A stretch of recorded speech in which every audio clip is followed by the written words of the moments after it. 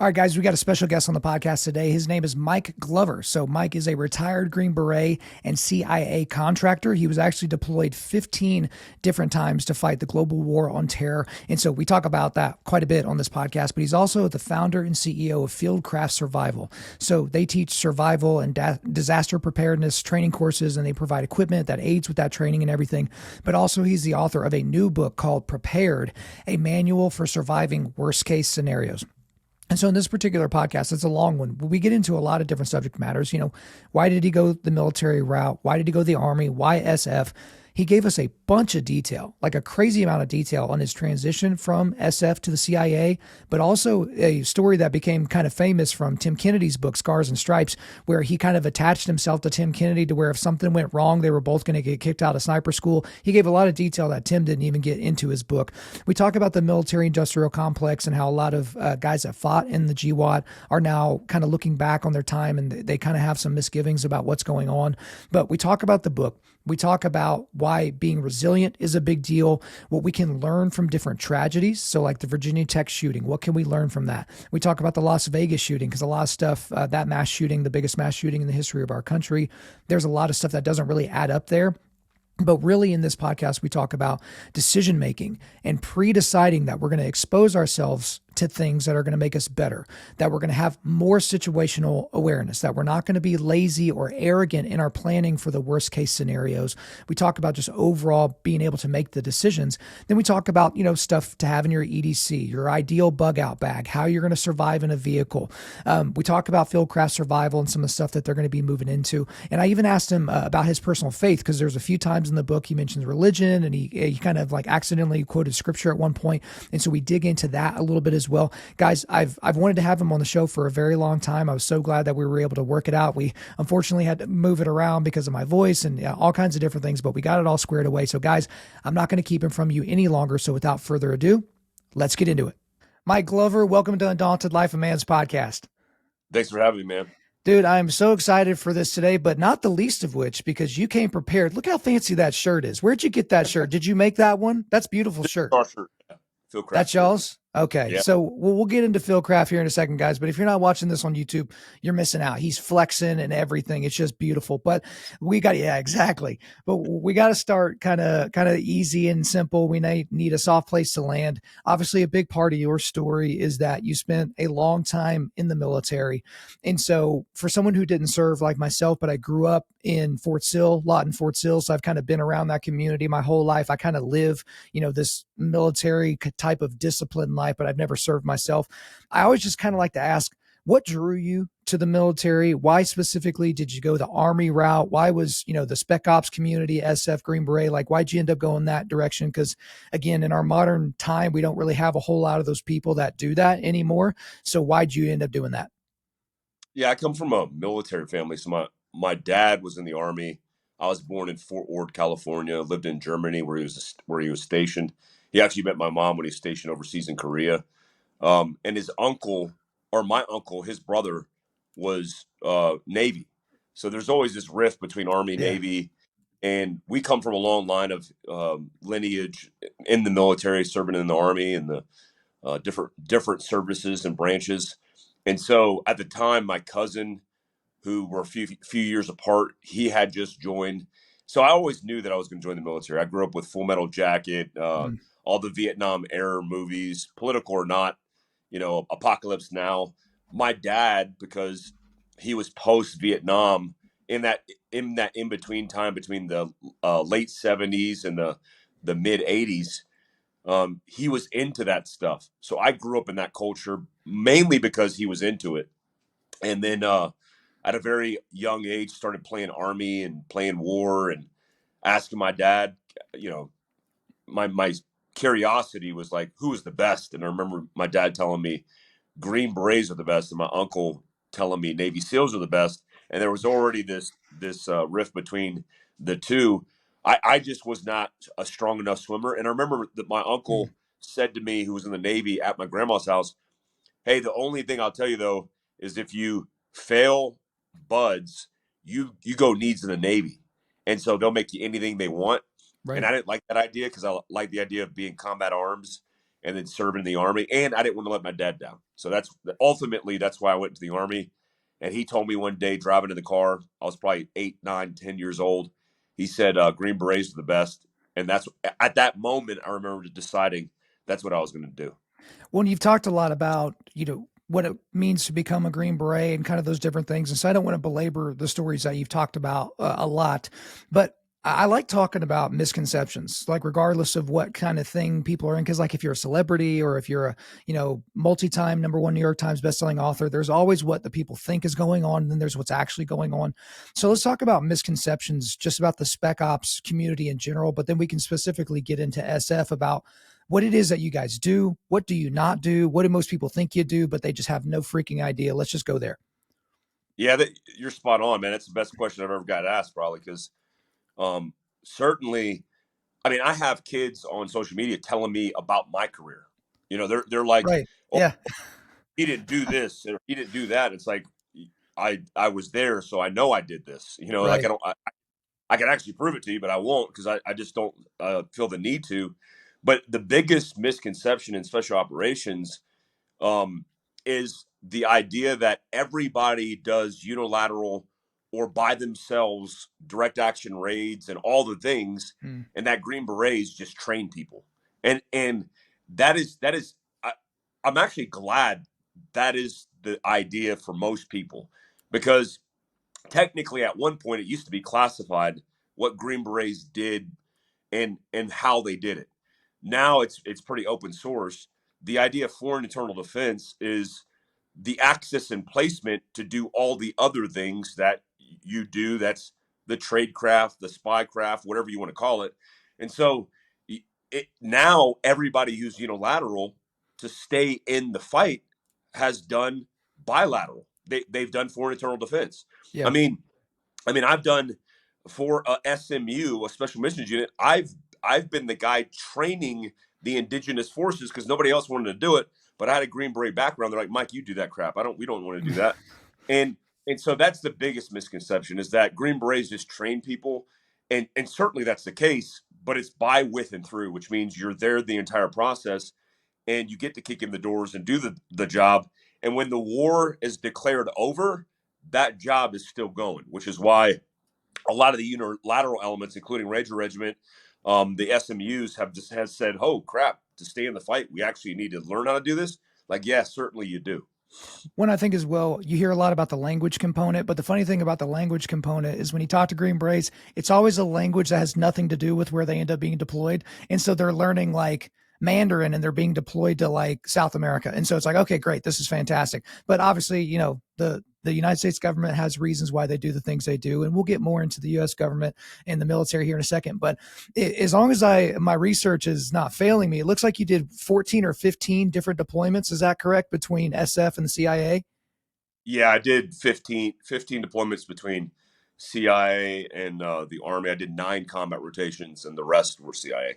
Okay, let's talk a little bit about the transition because I know we're basically skipping over a lot of stuff, but we're going to pop into and out of your career throughout this conversation. So, most people don't understand that there are guys from the spec ops community, whether they were Delta, SF, SEALs, whatever, Marine Recon, and then the CIA basically recruits them to become contract operators. And so people don't understand the difference between that and then the things that are completely separate, the contracting groups that do stuff that's outside of the United States government, but they're still over where you guys are working. So talk to me a little bit about that transition, because what some people would say, again, you got keyboard warriors telling you what about your career. It's like, oh, you couldn't get enough blood working for the US government that you had to move over to the CIA side, or you have to move over to the private contractor side. But talk to me a little bit about that transition.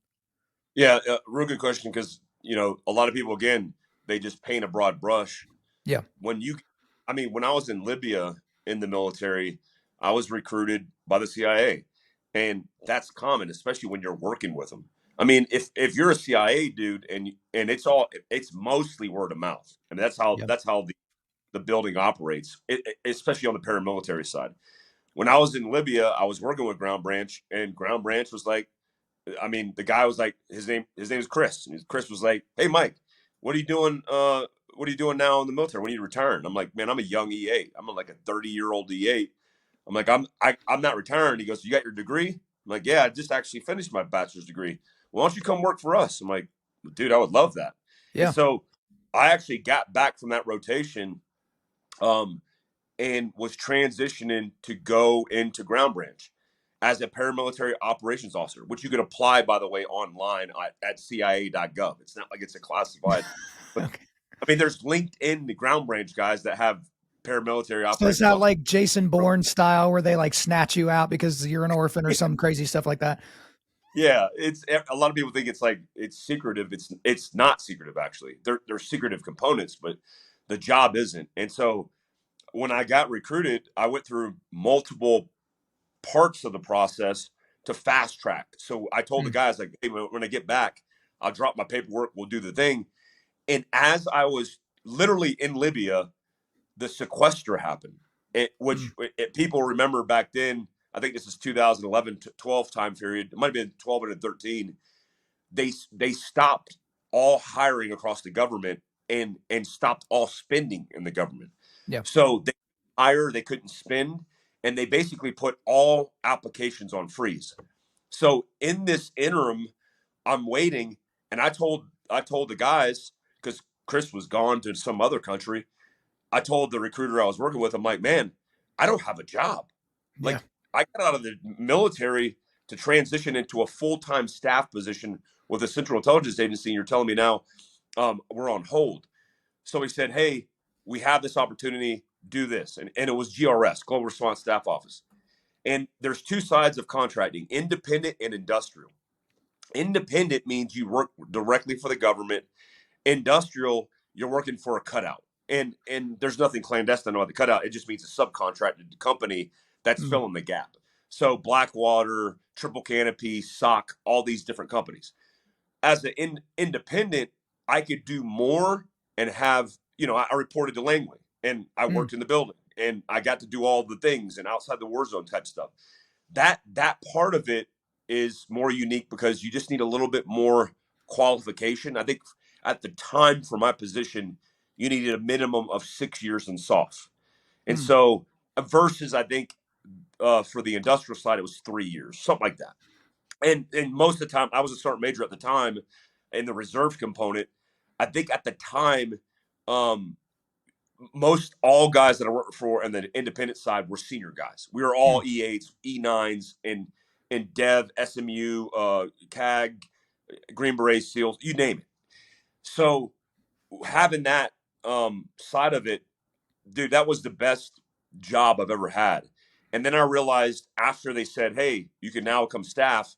I think I was in Yemen at the time. I was like, dude, I don't want to be in Ground Branch. And the entire GWAT, I wanted to be in Ground Branch Mm. because Ground Branch was killing bad guys. And then after this experience of combat and war, when everything died down, they were in the same position I was in the military. They couldn't do anything. And so I was like, well, at least in GRS, I get paid. I get to do all the schools and I get to do missions every single day versus those guys were waking up at 05, training 06 the entire day and then getting told to stand down for any ops. So I was like, man, I just like it here right now. If anything changes, I'll jump on that side, but right now I'll stay GRS. That's really interesting with the op tempo that you were on because, certain people in certain teams, their op tempo was kind of crazy, but there were times of inconsistency. So you've heard different SEALs, like depending upon where they were stationed or what team they were with, like they didn't know this city was going to pop off versus that city. You talk about different snipers and different things like that. Chris Kyle, it's like, well, he was a great sniper, but he also kind of got lucky with where the action was. But speaking of snipers, I just thought of this while you were talking a second ago. I remember you being mentioned in our mutual buddy Tim Kennedy's book, Scars and Stripes. Fantastic book. I named it our book of the year last year. But there's a story in that book that is so crazy to me that I don't know if he churched it up a little bit or if it really went down. I'm just trying to remember off the top of my head, but essentially Tim Kennedy was about to get bounced out of sniper school, but he had kind of like a last chance type thing. But obviously with most of these missions, even in the training, you have to have a spotter. Like the shooter needs a spotter needs a shooter, it's this tandem thing.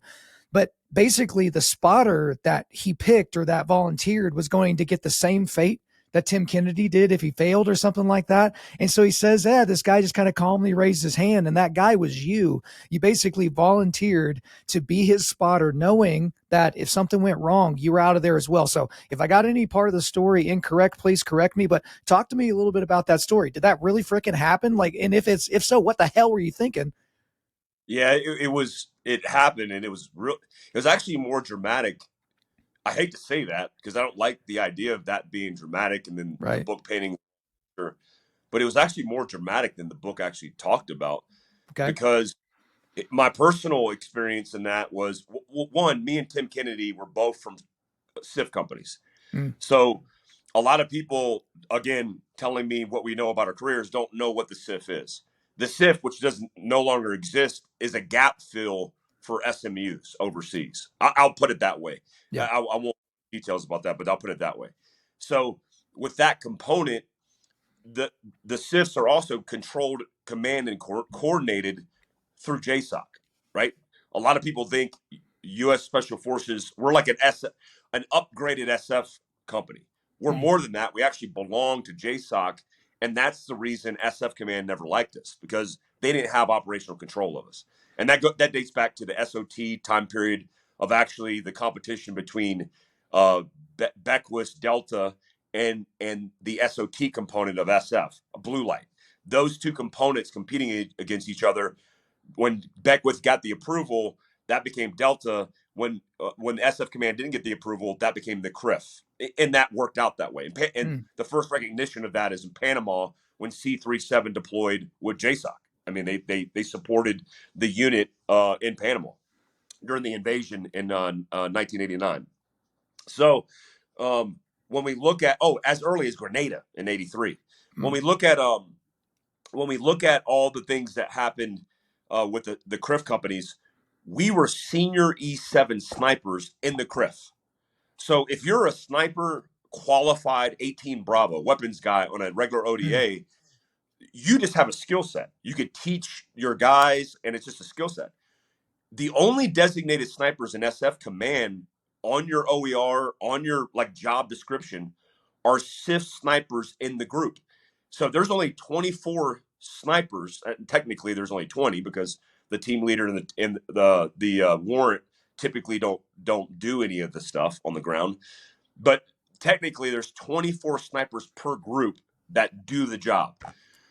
So as a B-23 sniper, a third group sniper, and as Tim Kennedy, a seventh group sniper, I took that very seriously. The week after sniper school, I was deploying to combat as a sniper, mm. and this would have been my at the time fourth or fifth rotation in combat.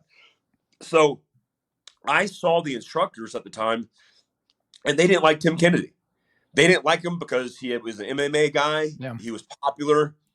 He was capable, and what I saw was them intentionally try to fail him. So I was there. Him and his partner failed the field shoot, which is a big gate in sniper school. Me and my partner passed. So when you fail as a team, you get to pick any spotter you want.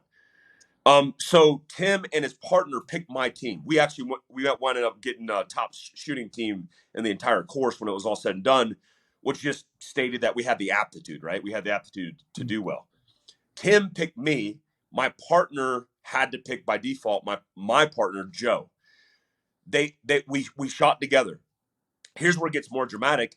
Joe and his partner failed, so they mm, were already out. Right, they're gone. Tim Kennedy, I think this was his second time in sniper school. If he failed, not only would he have failed the school, so for an 18 Bravo, they would be like, yeah, sorry, I don't get the qualification. I can come back next year. mm. Well, he wouldn't be able to come back, and he would no longer be a sniper in the SIF. I mean, they would send him back to the assault side. So for Wow. me, it was a big deal. So we go to shoot, and the instructor that I have, his name is I'll just call him Ricky. That's his first name. So we're shooting, and he miscalls the number of shots that he has. So I give Tim a spot. He shoots, he misses. The instructor stands up and he goes, "All right, you're done." And I said, no, sir, he's not." And this guy was a civilian. "He's not done. He's got one more shot." And he goes, "No, he doesn't." And Tim turned around off the gun and said, he goes, "I have one more shot." And I argued with him. Well, if you likely know, or people who know me, I weigh right over fucking being criticized for Yeah. speaking my. So I'm like, he's not fucking wrong. And I stand up and I'm like, listen, go get the NCOIC, go get the non-commissioned officer in charge, and let's hash this out. So this dude comes in, and here's what I'll say that he did right. His name was Eric. He shows up and he goes, "What's the situation?" And he goes, "Hey, the benefit of doubt always goes to the student, and Mm. which is the right answer always, Yeah. especially Yeah. when you're talking about kicking them out or keeping them in." He literally gives a box of ammo to this dude, Ricky. Ricky comes up, picks a round, and literally hands around in front of the whole class because the whole class is waiting on us. And he says, "Mike, you got one round. If he hits it, he passes. If he doesn't, he fails. Are you good? Are you good to do this?" And I look around, I'm like, I don't have a choice. I'm like, Yeah. I'm doing this. And so everybody's watching this, and I get chills just thinking about it because it was pretty impactful. He gets down, and the instructor could pick any target on the range. And this is you have to range the target by milling it with a freaking shitty reticle inside your scope, like an M3 Alpha Leupold. Um, and then you range it, you calculate it, and then you have to shoot it, and you get two shots. We do all the thing, and then at that time of day, because it was late, there was heavy wind calls. I think I gave him a 1.2 or 1.5 mil wind call, which is heavy. I Yeah. think it was like 0.5 mils. That we didn't have 2.2 mil calls. I called left 1.5. He actually stops and turns around off the gun and says, "Are you sure?" And I said, "Tim, never question me on the gun. Get back on the gun." And we had like, it's a time, it's like a minute. You get a minute to do all this Mm. whole process. So I calmly say, "Get back on the gun." We get back in glass. You never call a wind call that's a pass wind call. So if I track a current wind call, left 1.5. Boosh, he sends it. The target that he gave us was the furthest target on the range that had never been touched. And I remember this because it was perfect white, contrasted. Mm. Left 1.5 is a heavy wind call. It smacks the target right in the middle of the thing. We knew it was good before we heard the shot or the sound. It wasn't that far. It was like 700-800 meters. But for 308, that's a far shot. He hits it. I remember Timmy standing up, and he says he was like nearly did the MC Hammer dance or something like that. He likely did the MC Hammer dance. I didn't say a word to anybody. Tim shook my hand. I just walked off. I didn't want to be that guy. I never said anything. But here's what's shitty. The rest of the course, because I helped Tim Kennedy pass sniper school, they tried to get me kicked out. And Wow. they put me in the hardest shots. They made me take two shots on the Colex. They put me in charge of the culmination. I succeeded, but as a final FU on graduation day, they said, "Hey, Mike, this is the day before. Hey, Mike, you and your partner, top team, have a little thing prepared, blah, blah, blah." I was like, "I'm not going to graduation." And he said, and the NCOIC was like, "The hell you are. You're going to graduation." I'm like, "No, I'm not. I already cleared it with the sergeant major. I have to do all the in processing for war. This is Friday because I deploy on Monday." I said, I'm not going to graduation." And they were so butthurt. Oh my gosh. Guys from the unit who were buddies of mine told me they didn't even mention our names that we got top shot at the very end because they were so butthurt. But I was like, fuck them. I was like, there's a priority here and it's going to war. Well, that's a certain level of pettiness that guys on that side can kind of easily fall into. But yeah, you're right. That is way more dramatic than how Tim described it. And it was already dramatic in his book, but there's even subtleties in your story there, Mike. Like at multiple times, at least twice, you mentioned he had to, release his cheek weld. Like he's on the gun, and like if you come off the gun, like you've got to re-cheek. You got to do a whole lot of extra things. And I'm speaking from like, oh, I did one weekend sniper course, but for guys that are out there that are serious shooters, that's not an insignificant thing that you come off the gun to basically ask a question or something like that. So I appreciate you giving us a detail on that story. But I'd be remiss before we get into your book. I'd be remiss if I didn't ask you about this because I have a lot of friends from the Spec Ops community. I've had these kind of deeper level conversations with them. And it started with the pullout from Afghanistan, the absolute travesty that was. And then you start looking at all these different generals that continue to fail upwards. You have this discussion of the military industrial complex, whatever in the world that means. But then you have these guys that were forward operators. So they weren't hanging out on base. And I'm not saying those guys aren't important, but these were guys that were constantly outside the wire, constantly putting their life on the line, guys that lost buddies, guys that lost arms, guys that lost blood. And if you were to nail them down to a discussion point, they would say that there is some regret there. Not that they killed bad guys that needed to be killed, but it's like, look at what I gave up and look at what the country gained. How much ground did the country gain? And it's like, it's not like World War I, World War II, where you just kind of threw everybody into a meat grinder because we didn't have the technology to fight any other way. But what I guess are your thoughts? Because you spent almost 2 decades of your life fighting the GWAT and trying to kill bad guys and do all those things. And now that you've had a few years to just kind of rest and relax and look at the canvas that was painted, it's not always the best picture. So I just wonder what your thoughts are there. Yeah, it's a difficult one. I mean, I didn't have many rotations. I had 2 rotations to Afghanistan, and they were very significant as an experience for me.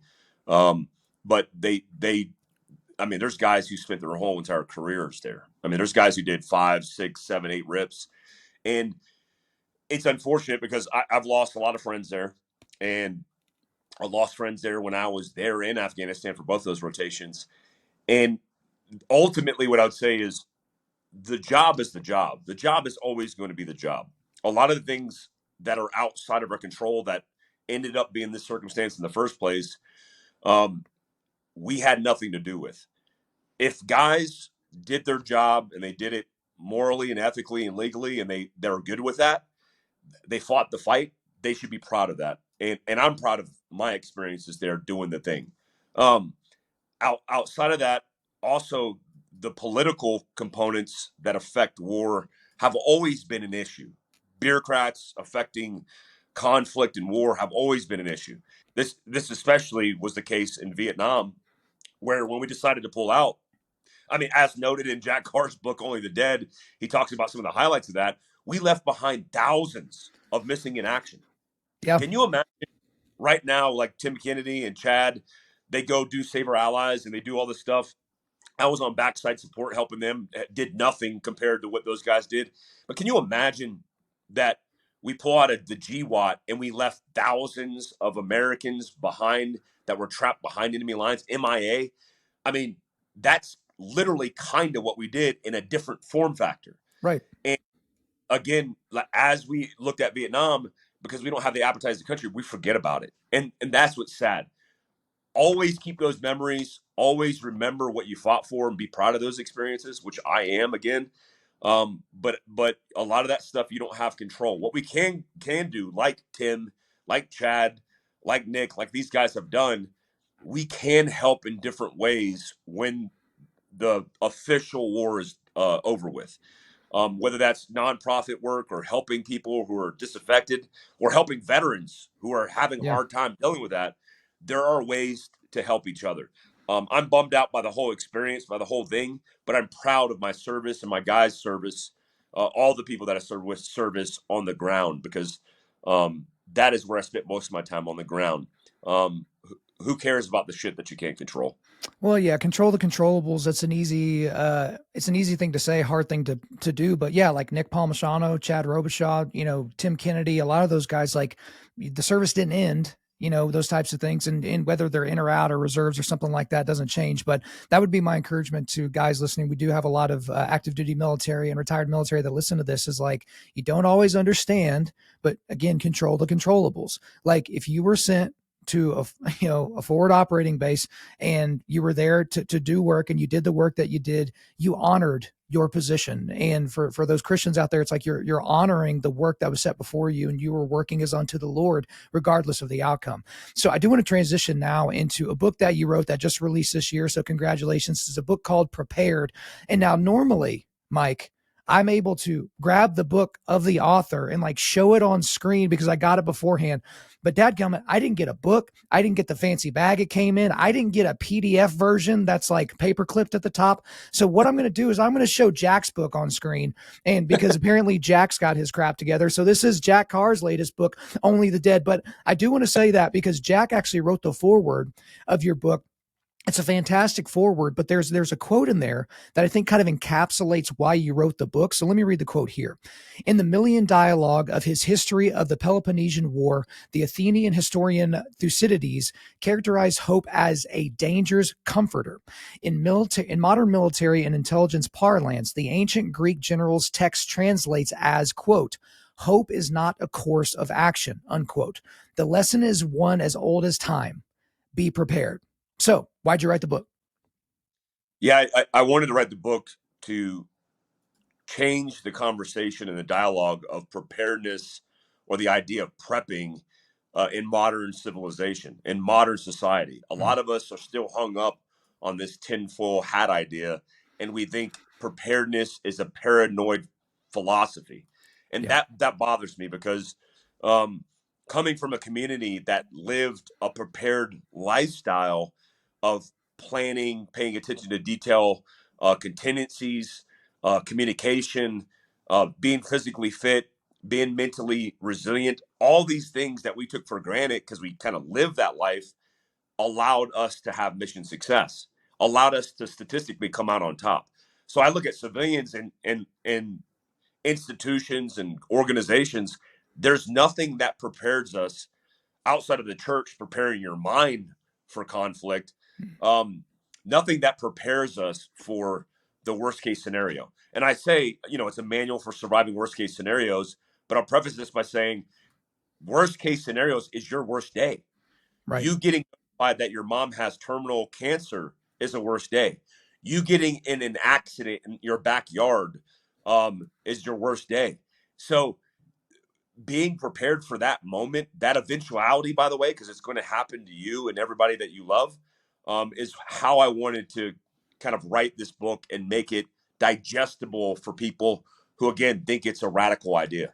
Well, I would like to give you kudos on the book because the book checks several boxes. So if you're the person that loves military stories, military narrative, that's in this book. If you're someone that like, oh, I could deal with all without all the poetic stuff. Just give me the stuff I need to know. What's the stuff I need to buy? What's the stuff I need in my bug out bag? Like all that's in this book, and it's not a tome. It's not 800 pages.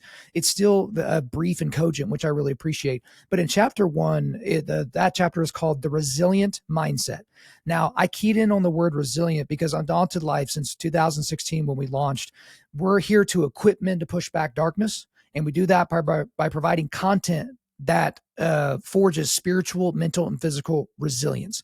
And I always like to draw a big line between strength and resilience because strength always wanes with time. If you're the world's strongest man today and you compete, by tomorrow your body's busted up and broken down. You're not the world's strongest man that day. You need time to recover. That's what resilience is. And so that's how we use the term resilience here at Undaunted.Life. But for you, why choose that word? Because strength is an easier word for people to just kind of like accept and absorb into their everyday life. Resilience is a little bit different though. Yeah, I think resilience is like what you said. It's the idea of bouncing back, but it's a constant cycle. And what I've discovered in really being part of this experience and preparedness myself and teaching it and mentoring people, and then my own military experiences, is a lot of us focus on resilience in that worst case. Like, you get hit with a baseball bat, and that could be Mm, figurative, it could be literal. And how do you manage that? Or you're in the gunfight, and you're trying to get through the moments.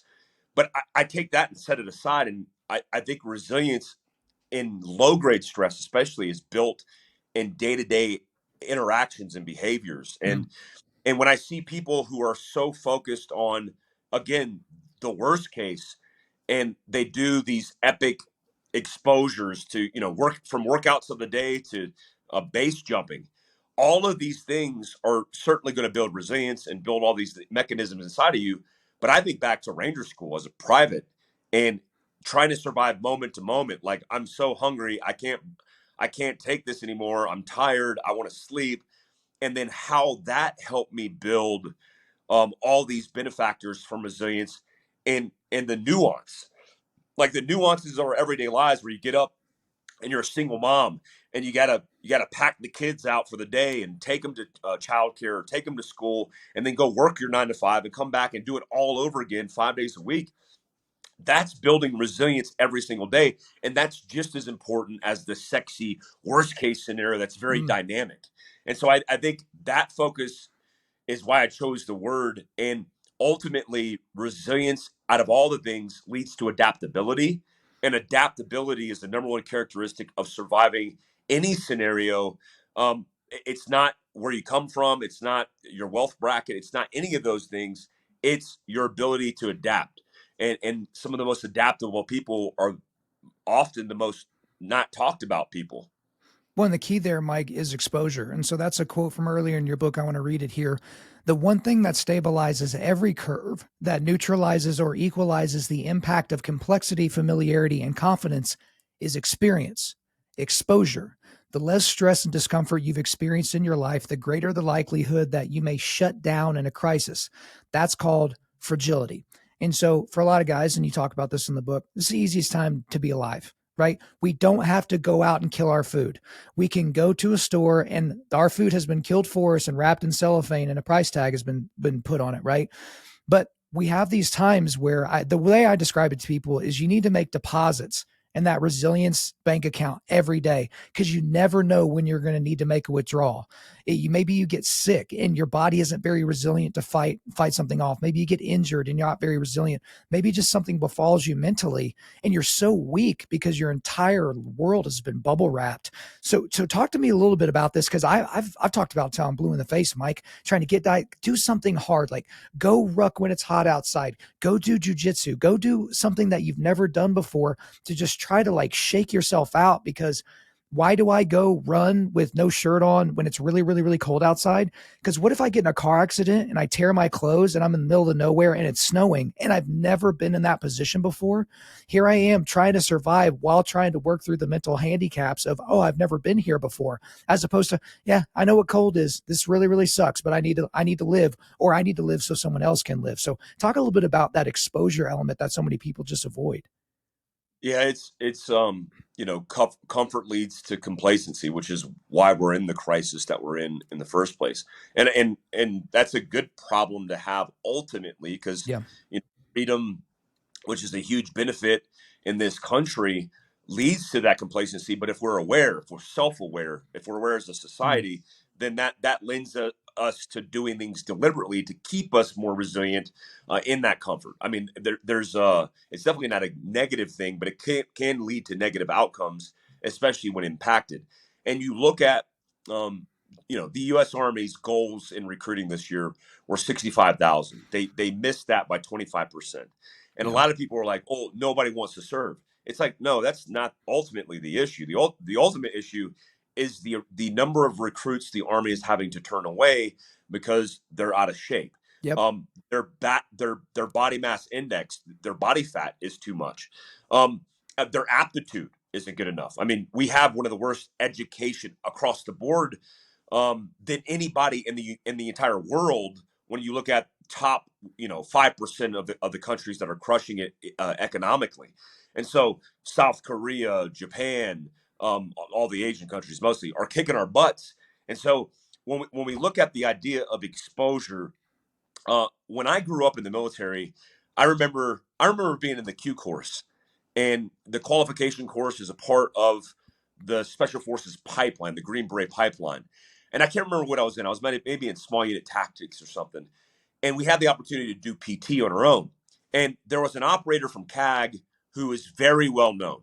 At the time, there wasn't really a lot of war going on because this is 0203.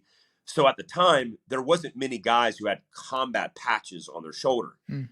This guy had a combat patch from Delta. He was also a former team leader in Delta. Mm. And he was also somebody who was well known. I mean, he had all the badges, free fall jump master, all the stuff, SF Ranger. I mean, he was getting his SF tab, but Ranger, all the things.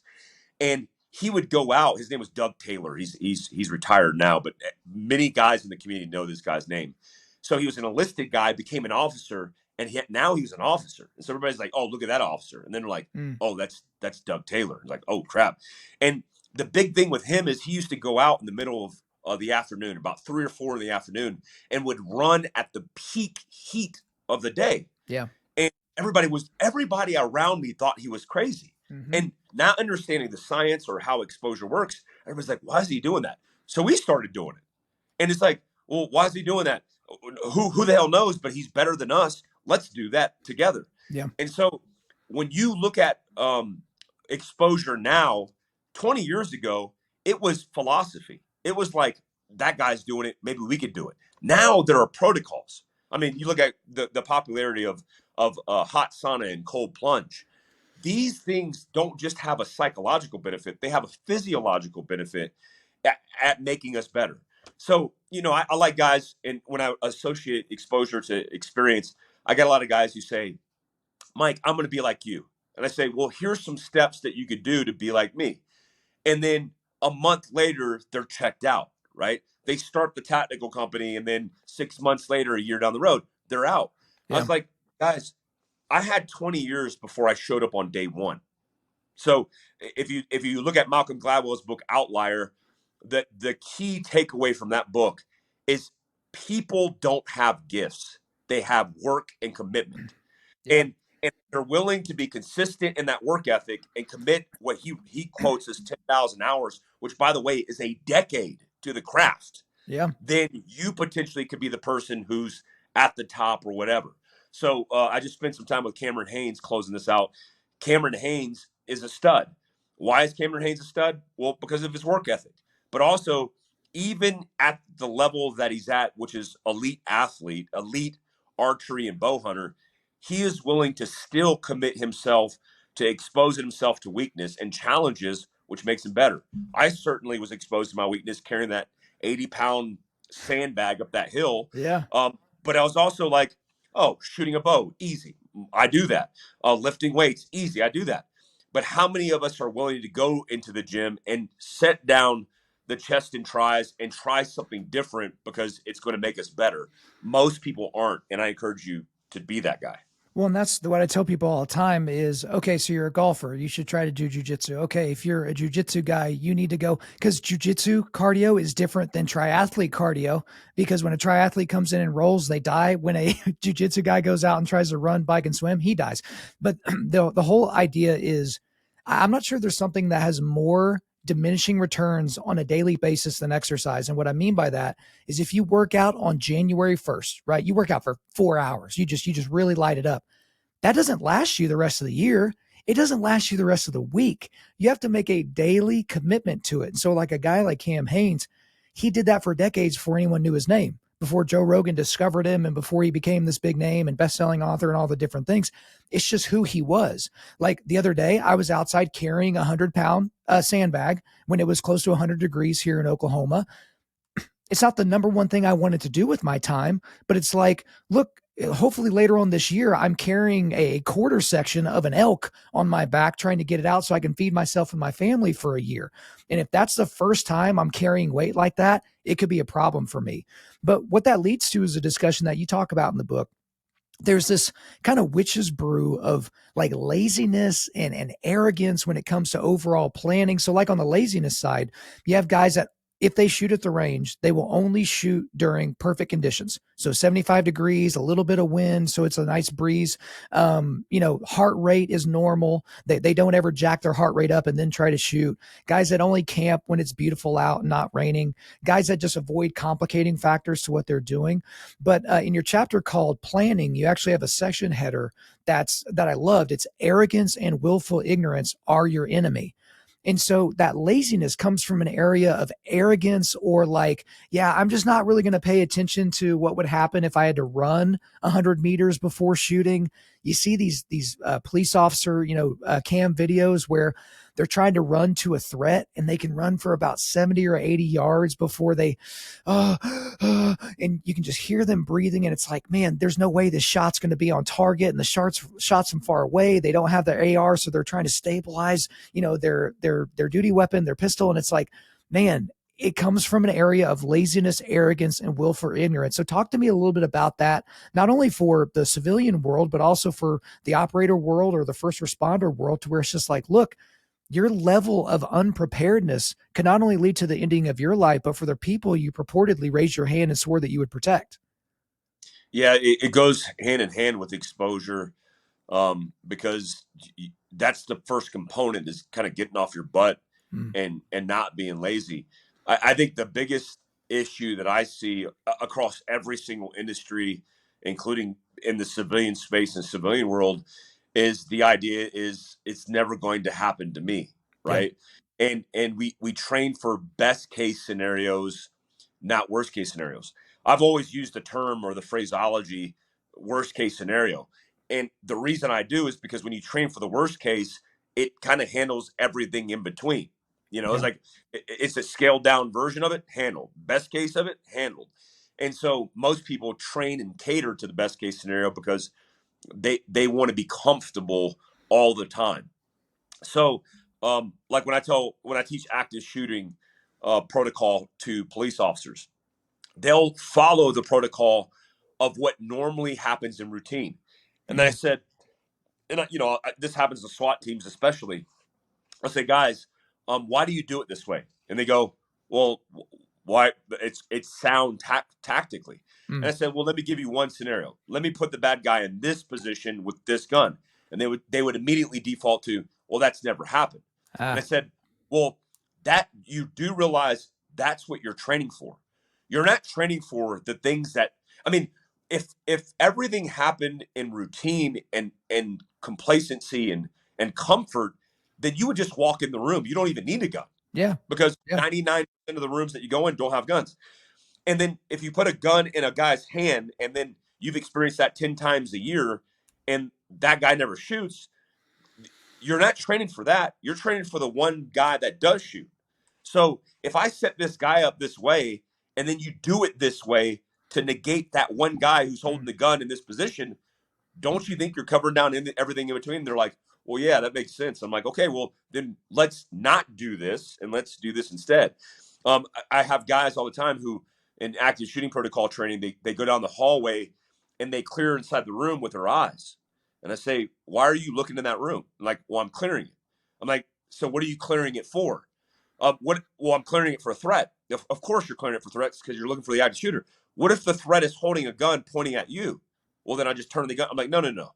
Then you're dead. You Yeah. just witnessed yourself being killed because it's too late. So why don't you look in the room and then move your gun to where the potential threat would be, so you have a shooting solution as soon as you identify the threat? And they're like, oh crap. So a lot of the things I fear that we do is unintentional. And I say fear because it's worse. Because unintentional just means we're not paying attention. Yeah. And we're not paying attention, and we're living this comfortable, complacent life. That's when the worst case scenario happens, and that's when disaster strikes. Right, the one shooting in the department that now the guy writes a book if he survives, and it changed the entire protocol for the department for the next century. We are thinking ahead in preparedness and saying, hey, you could proactively be engaged, um, take some preventative measures to be better. And that way, if it does happen, because likely it will happen, by the way, then you'll be prepared. And that's just the protocol. Because I think a lot of people, because they live a comfortable, complacent life, it's like, well, nothing's happening to me until it does. And then we're not prepared. Well, I think a lot of what you discussed there, Mike, really can be wrapped up in a discussion about situational awareness, which you do talk about in the book. And guys, this is probably a good time for me to mention we are barely scraping the surface of the contents of the book Prepared. So it is in the show notes. You should get it. There's a lot of stuff in there, but get your highlighter ready because there's a bunch of crap you thought you knew that you just don't know. But when you talk about situational awareness, I've seen videos of people that are getting mugged that don't even know they're getting mugged yet because their face is in their phone. They've got a gun or a knife pointed at them, and they're looking at their phone, and then it's like, oh my gosh, and then so they're not prepared for that situation. I think another point in the book he talked about even how you carry yourself as a deterrent. So yeah, if you're 6'5", 400 pounds, and yoked out of your mind, no one's probably going to try and steal from you. But also, if you're always demure or navel gazing, or you're not looking around, paying attention, you're also making yourself a target as well. But this goes back to something you said earlier in the interview. People think that if you're prepared, that you're paranoid. You're constantly looking around, that if you carry a firearm on you, that you're constantly looking around the parking lot to see if you need to shoot. But it's really more so about situational awareness, because it's like, look, if you know where the exits are, if someone starts shooting, you know where you can get your family out quickly. If there's a fire, you can get them out quickly. If you just survey the environment around you, it's just what you just said, Mike, about someone's clearing a room with their eyes and not with their firearm pointed in that direction. That split second decision is enough for them to lose their top knot. And so in this type of scenario, you just looking around and getting a survey of the land, being situationally aware, could be the difference between you saving yourself and not saving yourself, but also for the people that are around you. So talk to me a little bit about what we can do to make ourselves more situationally aware, because, you talk about the best way to learn to look is to hunt. And I know that when I get back from a hunting trip, there could be a squirrel that moves a quarter mile away from me while I'm walking my dog. It's like my eyes are trained for that because you're looking for the slightest movement in the landscape. So just talk to me in general about situational awareness. Yeah, a lot of people, the term situational awareness, some people are turned off by it because they're like, oh, this is some military stuff. And what I really mean is paying attention. And most of us, because the convenience that the cell phone or the comfort that the cell phone has given us has pulled us away from our environments that make us more likely to not pay attention and more likely to become a victim of crime of circumstance. The statistic now is 40,000 plus Americans die in vehicle accidents every single year. What's even more alarming than that is 6 million vehicle accidents happen every single year, 2 million of which people are injured. And you look at that and you go, man, that's a lot of people. That's a lot of accidents, a lot of death every single day. Most of that's associated with not paying attention. Right. And so when we talk about paying attention, the reason it's so important to pay attention is because the world around us requires that we pay attention so we don't get killed or so we don't become a victim. And when you take it from the other side, bad guys look at the exact circumstance that you're in for exploitable opportunities. Mm. So if you're at a gas station, it's routine. If you're walking on your cell phone, if you're at an ATM staring into the screen, you're exploitable because you're not paying attention. And so bad guys take advantage of that. What I generally say is paying attention just requires you, one, put the cell phone away. That cell phone is a complete distraction from the world around you. Two, I am not paranoid and looking at every single thing that's going on in my environment as a potential threat. All we're looking for is spikes in the pattern. I'm looking for Yep. anomalies. Like you said with the squirrel. If you're a hunter and you're staring into an ocular lens of a 40 power spotting scope and looking at the ridge line, you're not assessing and analyzing every single bit of that information as you scan across. What you're looking for is things that spike the pattern, things Yep. outside of the pattern. And when you see those, that means you just pay more attention. You just refine your focus. So I give the example like, if it's December 4th and you hear what sounds like fireworks and it sounds like firecrackers going off and you're like, well, wait, it's not July 4th, it's December 4th. Well, that could be a spike in the pattern Mm. that needs more attention. That could mean get off the X, create as much distance and time. There has to be an action. And most of our protocol, this is, by the way, a primal protocol in nature. Something startles you, you immediately pay attention. You have a flinch response typically. You pay attention, then you make a decision, and that might be fighting or fleeing. Now we do it. We get a flinch response. We pay attention, and then we want to get our cell phone out and record what's going on. So what I say is like, you go into an establishment and you enter the front door, you scan from left to right. That doesn't have to be a long time. When you Mm. see a spike, you pay more attention to the spike, and then you make a decision to do whatever you're going to do. Hey, I need to sit away from this, or hey, honey, let's go to a different restaurant, or hey, honey, let's go to a different gas station, or hey, honey, let's not use the ATM at 2 a.m. This is like real basic stuff that we used to do when we didn't have the distraction in our hand, but now because we do, we're not paying attention at all. Well, Mike, you're bringing up a lot of good things there, but you're also talking about making decisions. But a lot of it is about pre-decision. So I've mentioned this on my show before. I'll give the truncated version. But there was a situation last year where I thought I was going to have to pull my pistol and use it in a restaurant because a man was walking. I positioned myself towards the front door. It's a small, kind of cramped restaurant, middle of the day for lunch, and he's kind of walking back and forth on the windows outside, and something's just off about him, right? So just spiking the pattern. He's wearing like a Carhartt coveralls, but he had a really, really nice jacket over it. And it was just in really nice sunglasses. It was just odd. And then he came up to the window, looking through the window, and he makes a gun out of his fingers, and he starts shooting people through the window like with his fingers. And my buddy's talking to me, and I go, "Shut up, shut up, shut up. Shut up. I think something's about to go down." Guy walks in, he grabs a menu, and I can see through his glasses. He's not looking at the menu. He's looking around, but he's pretending like he's looking at the menu. No one's paying attention to this guy. And he's got a Wow. bag. He's got about 7 pockets on him because, Carhartt coveralls. And I'm like, at this point, I've got my hand on my pistol. And it's like, if he reaches in, I got to be ready. And I got to make sure I know what's behind him just in case I miss. Like, I'm running these scenarios all through my head. But you know what I wasn't deciding at that point, Mike? Whether or not I could take a life, because I had spent time in prayer and contemplation in pre-deciding that in order to protect image bearers of God from the wolf, I would act as a sheepdog to try and stop someone from taking innocent life or hurting innocent life.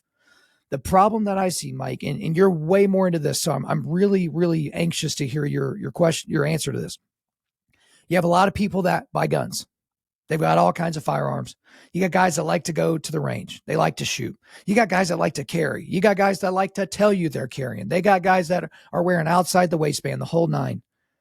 And these are people that have not pre-decided whether or not they can take a life. And in that moment, when seconds count, split seconds count even, they're having to have that spiritual conversation with themselves about whether or not they can do this. And so that pistol that's on their waistband, it might as well be a rock or a pencil or something like that. So talk to me a little bit. In your chapter called Decision Point is great. You get into a lot of these types of things, and going through mental blocks and being good at decision making and reminding yourself of all that. But talk to me a little bit about how pre-decision works into making decisions just in general. Yeah, a pre-decision I break down into what's called mental modeling. I mean, that's basically a free rehearsal. It's really how our brain works when we're trying to get ahead of something specifically that's going to be dangerous. I mean, you think about um, when we actually do it or when we actually use it in modern society, it typically is associated with something dangerous, but we do it every single day in all the things that we do and all the actions we do. I break it down into two things: scripts and models. The script is the action specifically that you train, that you apply, and the model is the environment that that script is being acted in. So when somebody trains on a flat range shooting paper and still, what they don't understand is what's missing in that is the cognitive component, which, by the way, features characteristics of moral, ethical, and legal justification. So when you're not thinking about something and you're just acting, you don't think about those things. But a gunfight would include both of those things, especially in the decision point and the lead up to using the script or the action, where you're not really thinking about anything. You're just implementing or executing an action. Like when you're brushing your teeth, you brush your teeth in the background, and now you have Mm. the ability to think while you're brushing your teeth. You're watching the news, taking in information, brushing your teeth, and so it's similar to that, where you might be in a situation where you have a lead up and you have time because there's a potential, in your case, imminent threat where he likely can become a threat, but he's not immediate, or a threat becomes immediate and then you have to react immediately. So when we look at this, it's contemplation, and it has everything to do with your ability to make a decision. What's crazy about making decisions is it's just not about weighing decision versus indecision. It's weighing decision too soon or too extreme, or no decision at all. Because what I'll get guys who have trained on a flat range executing the script. I put them into a decision to use deadly force, and they immediately react, Mm. except it's a bad shoot. And I'm like, the classic scenario is the spouse and the husband. They're walking together. The person's trying to get into her space. He's acting as the protector or the defender, and he gets in between them. The other guy goes to reach for his spouse, and he guns him down. And the guy typically who guns him down, who reacts, is like, yeah, I did what I had to do. Like, you realize maybe morally and ethically in your own head, you thought that was good, but you do realize you're going to prison for the rest of your life. Like, what do you mean? And then you look back at all the students, you say, hey, by a show of hands, who would here as a juror would convict him of murder and send him to prison for the rest of life? And everybody raises their hands. You're like, oh, well, what did I do wrong? Well, you weren't thinking at all. You literally were defaulting to the script that you practice again and again because you've fallen in love with this virtue persona of shooting paper and steel, of killing bad guys, except you never actually thought about, if you were put in that situation, preemptively what you would actually think about and what you would actually do at the moment that was required. And that is a big issue across the board in the tactical space, because everybody wants to virtue signal the thing, the tool, and then their ability to use the tool. But that would be like the difference between, you know, being a logger and being somebody who cuts, sticks in my backyard and takes pictures with a chainsaw. There's a massive difference. One, there's no stress. Two, there's no danger. And three, it's pretty easy to use the tool under comfortable circumstances, but it's very difficult to use the tool under difficult circumstances. So there's so much there because I was thinking about jujitsu as you were talking, and you kind of know this. I was talking to some guys yesterday that have never trained, and they're like, "Yeah, I think I would want to like maybe watch some videos first before I went." And it's like, look, you can't teach a kid to ride a bike at a seminar, and you're not going to get good at jujitsu by watching YouTube videos. It's just not going to work out for you. But yeah, the more you train jujitsu, because I'm about 6 years in, I'm a purple belt. Jujitsu slows down. And so when you roll with these white belts and they're freaking out and they're tense and they're all that, it's because everything's so fast. The decisions that they need to make are coming at them so fast that they can't even process them, put them in the right categories, and then much less make a move. And I've got a good buddy that he was development group, Eddie Penny. He was really good at CQB because he was able to slow everything down to where it was kind of flow state. When he was moving through the kill house or something like that, everything was flow state. But most of us, that we don't expose ourselves to those things to where we even have to make those decisions. But yeah, we're really, really good at pinging steel. But you're right. We're not put in a scenario to where, okay, it's not steel now. It's, basically a human water balloon with organs and bones. And if you shoot them, there are literal real world consequences, even if it's a justified shoot. Depending upon the state that you're in, you could have a justified shoot and you're going to be under litigation and stuff for 2 years just trying to basically get yourself out of trouble. So we don't have time to really get into all of that. I do want to transition into something that was interesting about your book. You really described the Virginia Tech shooting that happened on campus in a lot of detail. And for a lot of us, we've kind of forgotten that because there's been a lot more shootings. There's been, Donald Trump's been president since then. So there's stuff that people are distracted by. But what I've noticed, Mike, and I'm sure you have as well, with many tragedies, especially mass shootings, we're all of us too busy running to our sides of the gun debate to absorb or take any lessons from what exactly happened. So it's just guns are fine, Second Amendment, or guns are the devil. They're literally killing people. But you spend time in the book detailing what exactly happened, the different players involved in what was happening, and some takeaways. So just in general, I don't want to spoil it for anyone that hasn't read the book yet. What are some of the takeaways for us from that incident that could help us just in general with other similar incidences? Yeah, I think the biggest one is we have the ability in us to quit, and not just quit like freeze. That's typically associated with a fight or flight or freeze response, which is very, very much so sympathetic, meaning it's a part of our nervous system protocol for the mobilization tactic in survival. But on the other side of that, the flip side of that coin, there's a mechanism in us which is hypo-arousal, to quit, to stop, to play possum. And when somebody, like when a possum plays possum, it just doesn't say I'm going to play possum and then it pretends to be dead. What it does is physiological and biological as a mechanism in survival. It does a whole bunch of things, including putting opiates in its body to numb it so it doesn't move, to secrete foul stenches so it smells like a dead animal, all in the benefit of surviving. You, as a human being, have that same protocol in a way inside of you. which means if you do that because of the trauma, most scientists believe that it has to do with the disassociation of the memory and the trauma that you're exposed to. One, you're not thinking clearly. Two, the opiates that are in your body numb you, and they numb you to make something, even the transition from life to death, easier, but also to immobilize the physical body. I've seen that in real life in combat. I've also seen it on in study, and I've never seen anybody talk about it, especially tactical guys who teach all these different protocols. Why would that be important? Well, if you meet a trigger in your psyche, this could be your physical state, and you can't fight anymore. And you do hide under a desk, and then you do line up to be potentially killed because you are not going to be in a fight or flight response to fight at all.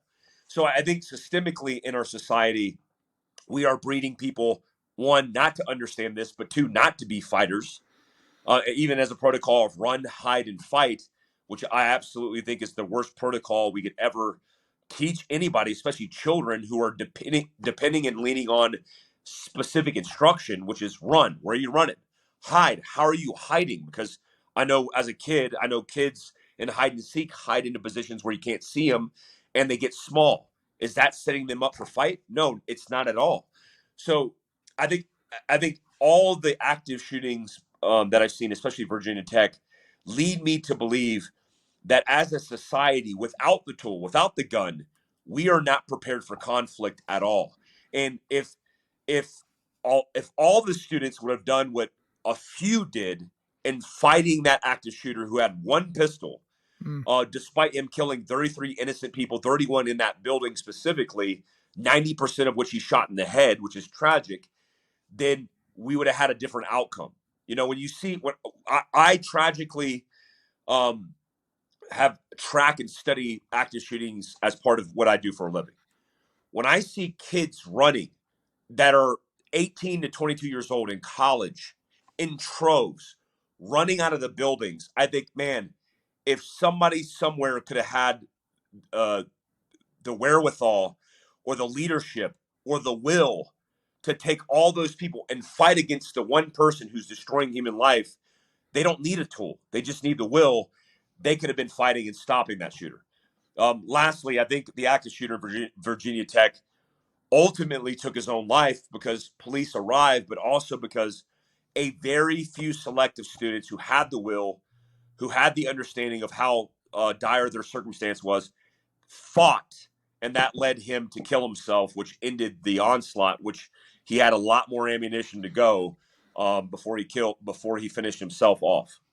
And I think you're exactly right. You know, again, it's about pre-decision, putting yourself in that scenario. Imagine if someone goes into, the food court of a mall and just starts shooting. Well, it's like there's a few hundred people in that concentrated area, and the shooter can only point in one direction at one time.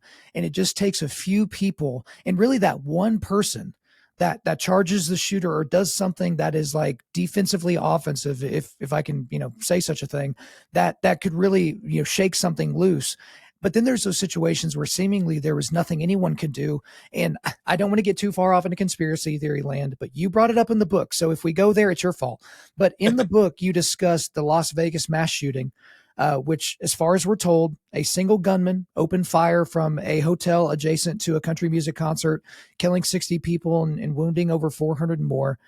And I've never seen a tragic story less talked about after the first few days post the thing than this story. Tucker Carlson's brought it up a few times, like, hey, why don't we know anything about this shooter? Why, like, oh, he just died. And there are people that were kind of breaking down the videos, like, wait a minute, this doesn't sound like one firearm. This sounds like multiple. Like, none of this makes sense. There's so much about this story, Mike, that stinks. It stinks to high heaven, but I don't have the experience or the time to figure out why it stinks to high heaven. And collectively, as a populace, the United States has moved on from the largest mass shooting in the history of our country. And to people that think we have a mass shooting problem, this is your gold medal mass shooting. And yet we've done nothing to figure out exactly what in the hell happened. What are your thoughts on it? Yeah, so I know very intimately about that situation. I actually was sent pictures within a day of the inside of that room by guys that were entered the room. I mean, one of my good friends with Las Vegas Metro was entered the room on the initial breach with the SWAT guys. I mean, he was just a patrol officer at the time. And look, that situation was a prime example of what we're getting wrong in this society, which is we're not analyzing and assessing the motive. The motive is the most important part of the story that helps us understand why these are tethered to psychological mental health dilemmas. And and when we start understanding that in the education, we start to understand it's not a gun problem. It's not a tool problem. It's a psychological human being problem.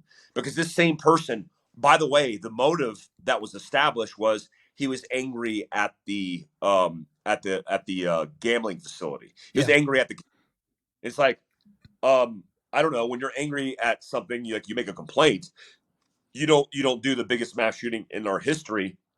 You don't try to deliberately shoot into the crowd to get them to move to the jet fuel tanks to hit the tanks, explode as a secondary attack, and do that as a protocol with no experience, by the way.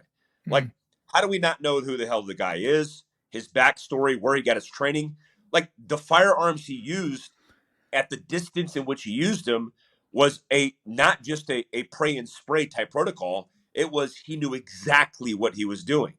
Yeah. And so there's a whole bunch of holes in that story. But if you take all the active shootings, I mean, Allen, Texas, we know based on the body footage cameras that was just released, that one single officer who was a officer in the parking lot responded in a short period of time, took out the shooter, but we don't know anything about the shooter.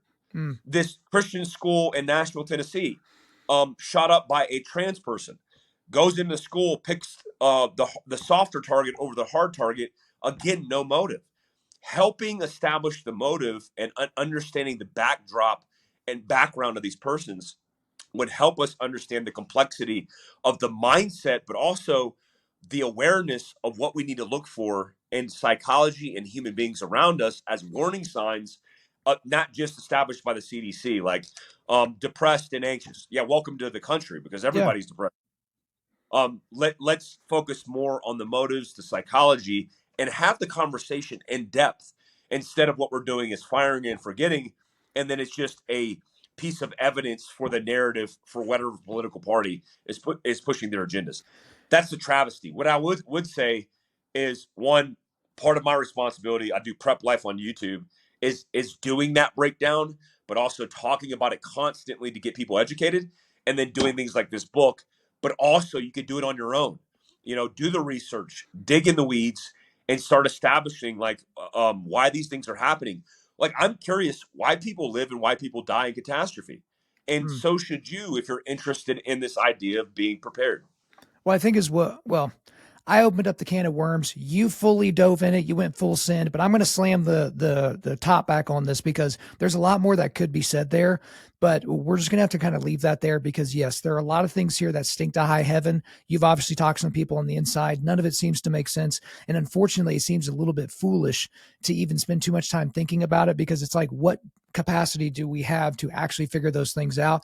But you do make the ultimate point, which is the better we can understand these motives, the better we can create formulas that can not, pre-criminalize people, but like get an idea of like, okay, here's the same pattern.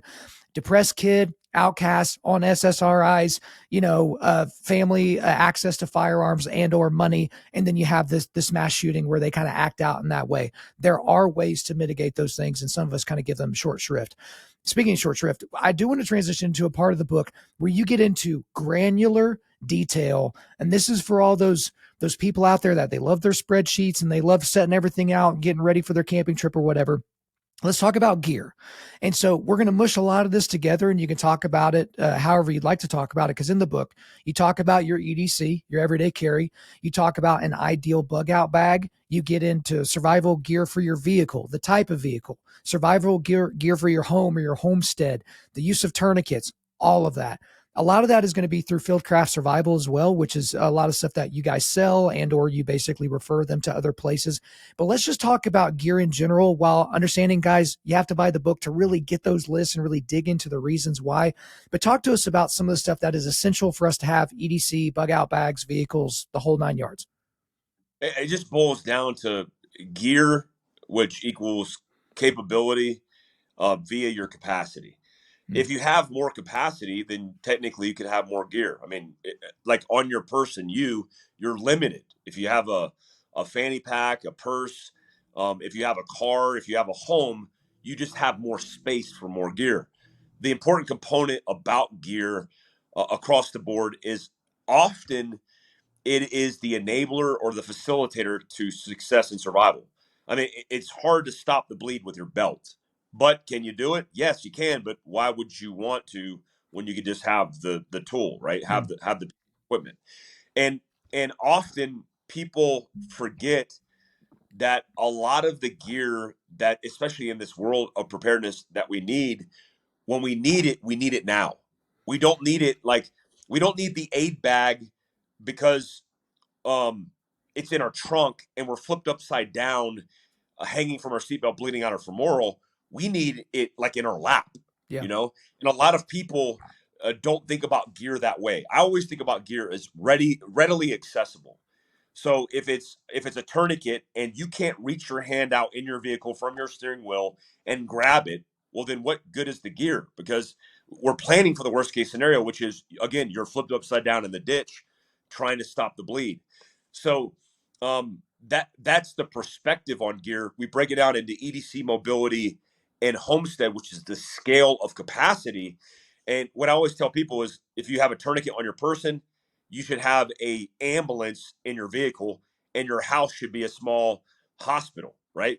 Mm. You should have higher upgraded equipment, which means more capability to treat the wound. If I could stop the bleed with a tourniquet, well, then I could do sutures and antibiotics in my home. That is how I thought about um, this side of gear when the first time I went to a fire base in the middle of Afghanistan, and it was just us. Like we had to have the fuel runs.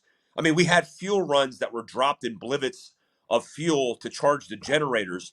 We had we literally sourced the water off the Hindu Kush off a waterfall into a water truck to fill up our bladders and our containers to provide water to our fire base. We sanitized the water ourselves with chlorine dioxide. So when you think about where we're at now, everything we have is outsourced. My like right now, Kyle, this is actually true. Yesterday, my water went out, and I live off of a historical pump that has been generationally handed down that seven families use. I have no water for 3 days.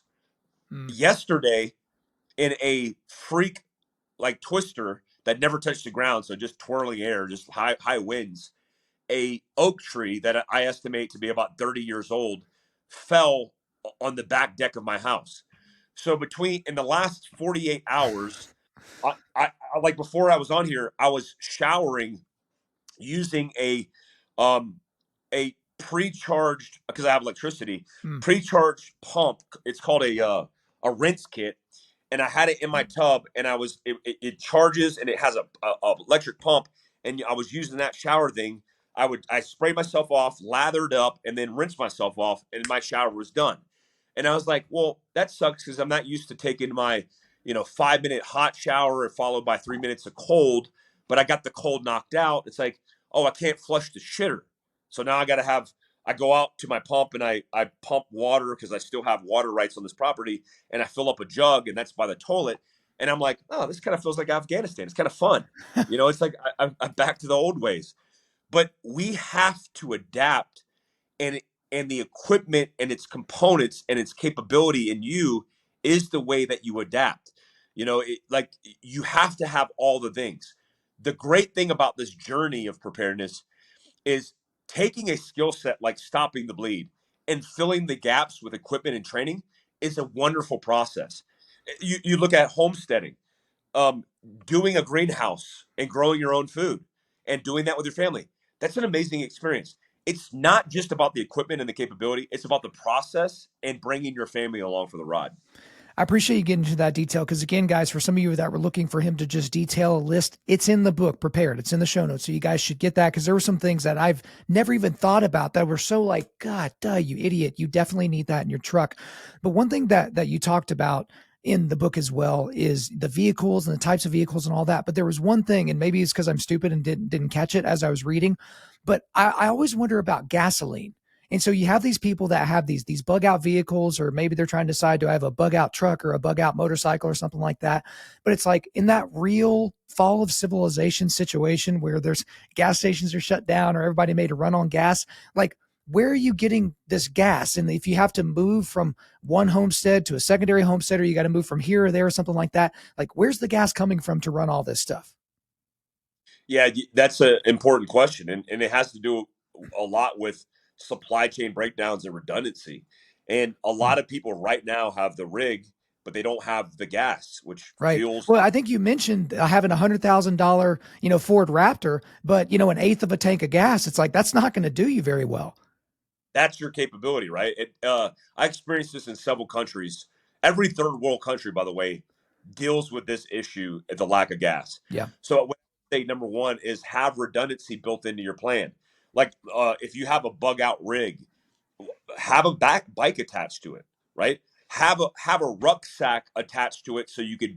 I mean, our mobility bag was designed to take off the panel back off the back of your seat and put it on your back. Because Mm. if you displace from your vehicle, because there's a likelihood in a bug out that you would eventually run out of fuel, you're going to have to get out on foot with the capability that you still have in equipment. Um, I have redundancy built in all the things. I have the mountain bikes, I have the motorcycles, I have all the stuff.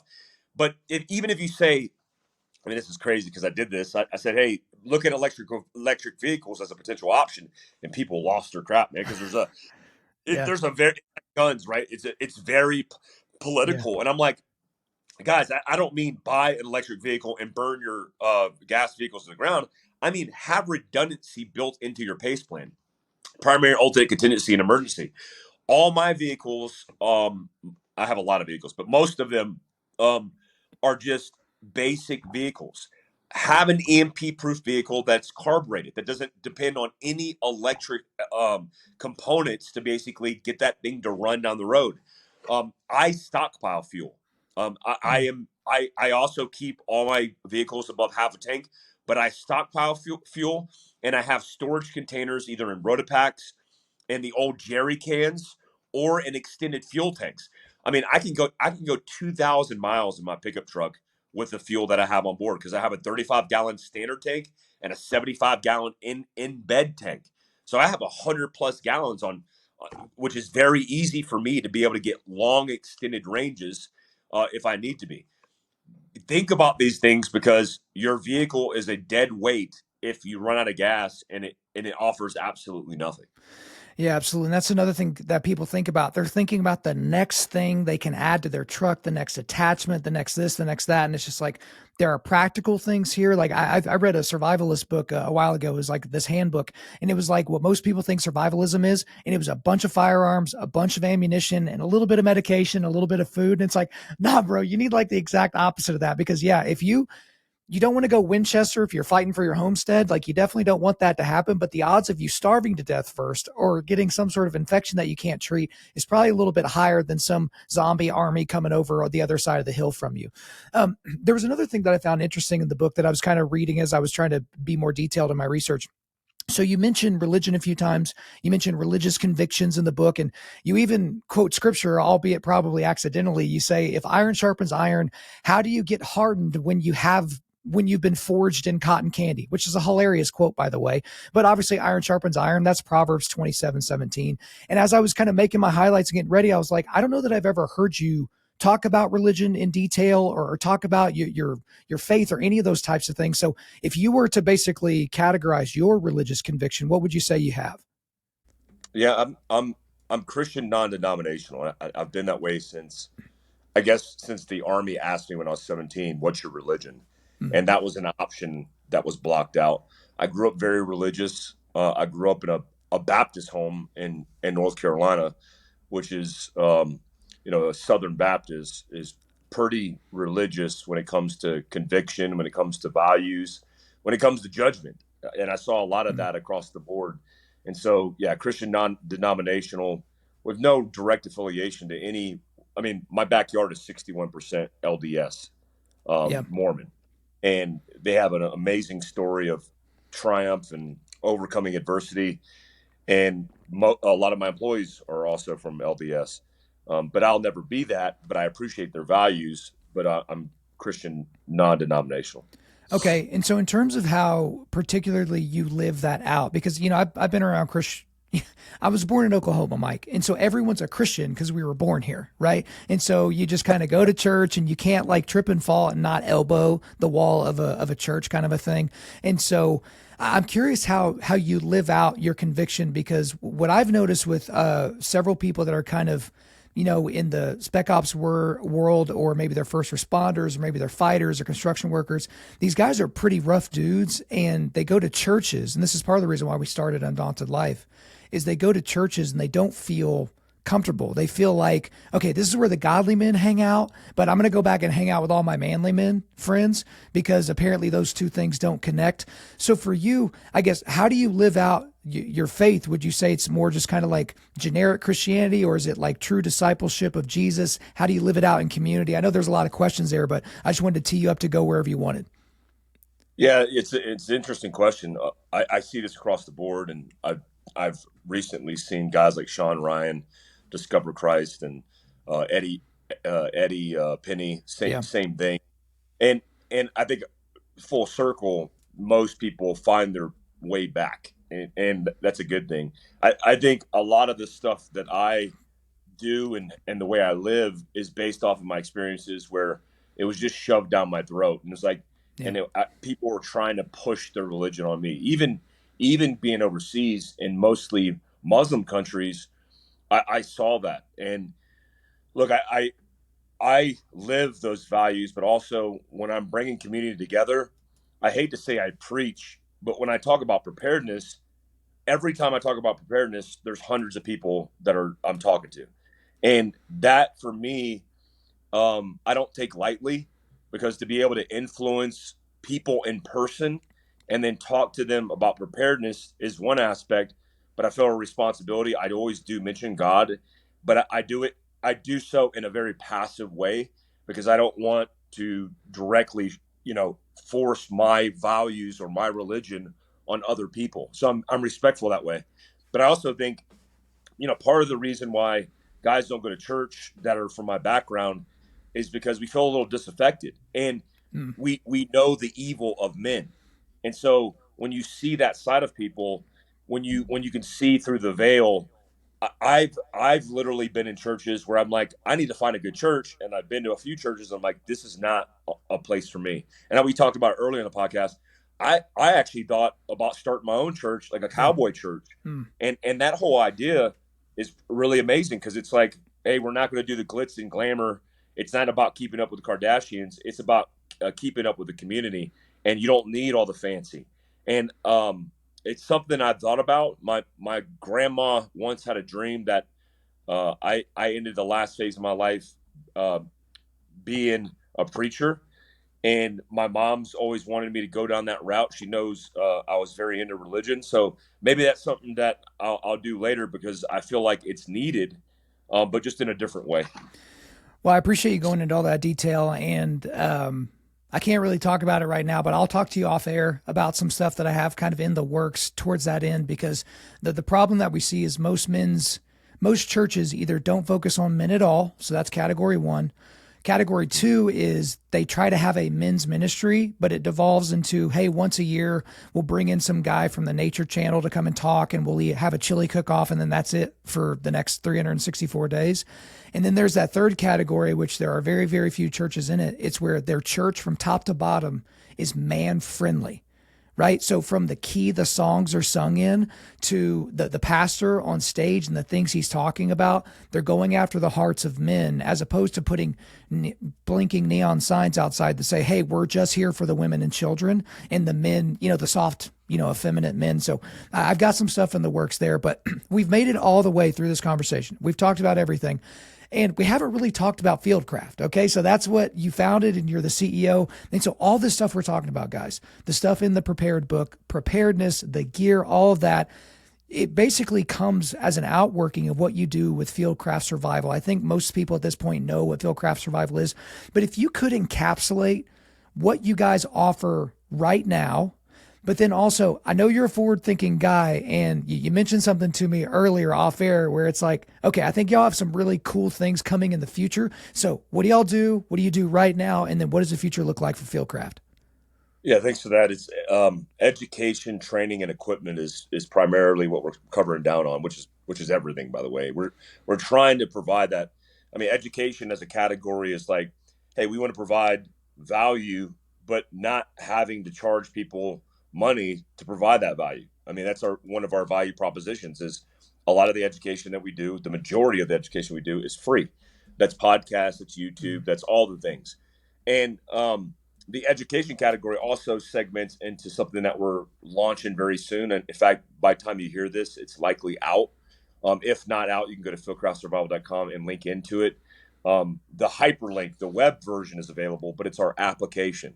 I mean, I've been working on this app for really since I started the company. It's been an idea, but about 3 years working on it um, constantly, where we even outboarded all of our education to an LMS, like a learning management system Mm, that's college based, but the platform failed to meet the user interface that we needed for teaching everything from family preparedness, how to prepare your family for a house fire, all the way to self defense, all the way to primitive survival.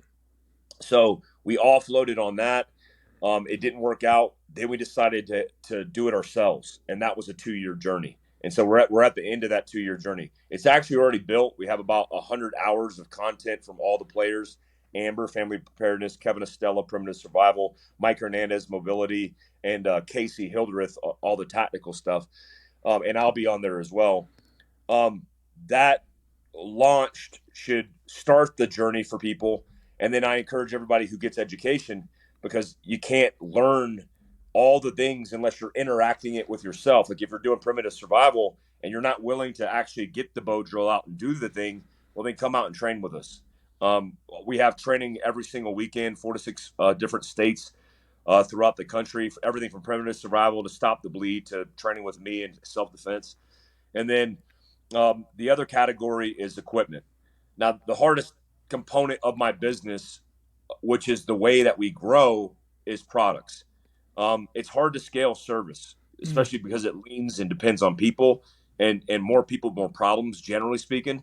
So, products, everything from loadout gear to the mobility stuff that we talked about, first aid equipment, even primitive survival stuff, books, the list goes on. I hope to be in Bass Pro, which is a goal of mine. We kind of been doing the dance with them for a while. We hope to be in there by the end of the year, if not signed off, ready to go into the next year in Bass Pro Cabela's. So I want to be able to offer all this stuff countrywide. We have a very small niche, very small group. Most people kind of know who we are, but we want to get into the households of people who have no clue who we are. We'll make sure to have you on around this time next year, whenever you're doing that and you're spreading your good news all over the place. And just to make sure, is the name of the app Fieldcraft Survival? So by the time they go to their app store, is that where they can find it? It is, and it's like everywhere you can find an app, Okay. like Roku, Samsung, Apple, iOS, all the things. Perfect. So, guys, again, you can route there through his website. That will be there in the show notes as well. But, dude, we've covered a lot of ground. There's more questions to be asked, but we don't have enough time to get to everything. That is all for me. Is there anything else you want to get off your chest? No, I was just to say thanks for the opportunity of having me on, and I just hope this book and all the things that we talked about, even if it's not us, somehow, some way, plants the seed, and people are like, "Yeah, I think I'm interested in this field," and that you make it a lifestyle and not a hobby. I hope people do that. Absolutely. Amen. Mike Glover, thank you for coming on Undaunted Life, a Man's podcast. Thanks for having me. There you go, guys. I hope you enjoyed my time with Mike Glover. But before we let you go, we are going to do a quick resilience boost. At Undaunted.Life, our mission is equipping men to push back darkness with content that forges spiritual, mental, and physical resilience. So I've got 2 links for you today. I've got a link to the Fieldcraft Survival website so you can check out their courses and their gear, and also a link to where you can buy his new book, Prepared, a manuals for surviving worst case scenarios. Thank you guys for listening to this episode. Wherever you're listening to this, please subscribe, rate, and leave us a positive 5-star review. If you want me to come speak live at your event or on your podcast, just shoot me an email to info@undaunted.life. That's info@undaunted.life. Follow us on Instagram and like us on Facebook, and check out our website for everything else, including how to donate to keep more content like this coming your way. Just go to www.undaunted.life. Also, we want to thank the band Holy Name for allowing us to use their music for our content. The music on this podcast is their song Perpetua, which is off their self-titled debut album on Face Down Records. The links are in the description. I'm your host, Kyle Thompson. Remember, keep pushing back darkness, keep forging spiritual, mental, and physical resilience, keep seeking the Lion of Judah.